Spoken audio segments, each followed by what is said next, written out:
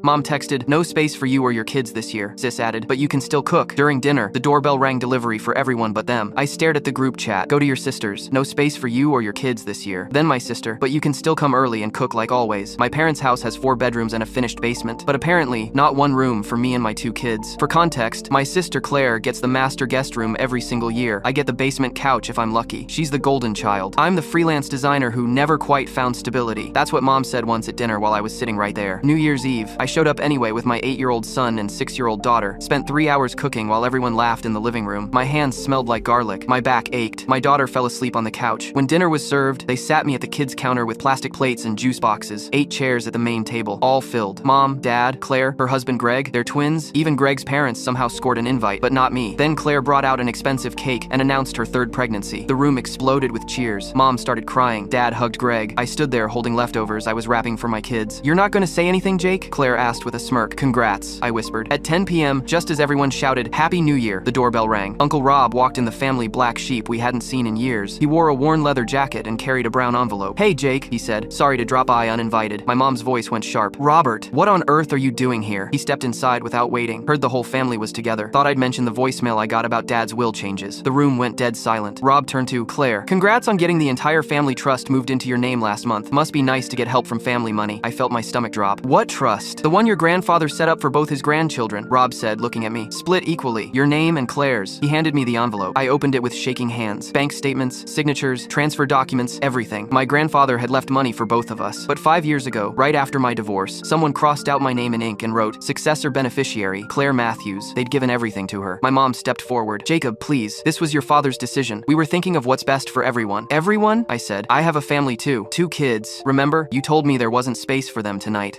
"You're not exactly the most financially responsible person, Jake," something snapped. "So instead you just erased me?" I looked at my dad. "When Grandpa died, you told me there was nothing left. You said it all went to taxes and medical bills." He didn't answer, just looked away. Rob pointed to the documents. "The lawyer who handled the original trust said your signature on the transfer was forged. He kept copies." My dad's face went pale. That's when I stopped being their obedient son. 2 weeks later, I showed up to another family dinner with Rob and the original documents. We had proof of forgery, misuse of estate funds, and the real kicker, proof they'd illegally funded Greg's company with trust money. I put 2 pre-drafted amendment forms on the table. "Sign these and restore everything as Grandpa intended. Half for me, half for Claire. Or I file for forgery and every financial record from the last decade becomes public." Greg nearly dropped his wine glass. Claire went gray. My dad stared at me for a long moment. Then slowly, he picked up the pen and signed. Mom followed, crying silently. Claire hesitated, but Greg whispered something and she signed too. It was over in minutes. As I reached the door, Dad said, "You'll regret doing this." I turned. "No, I'll regret not doing it sooner." Within a month, the trust was legally split again. Equal accounts for both families. I haven't spoken to my parents since.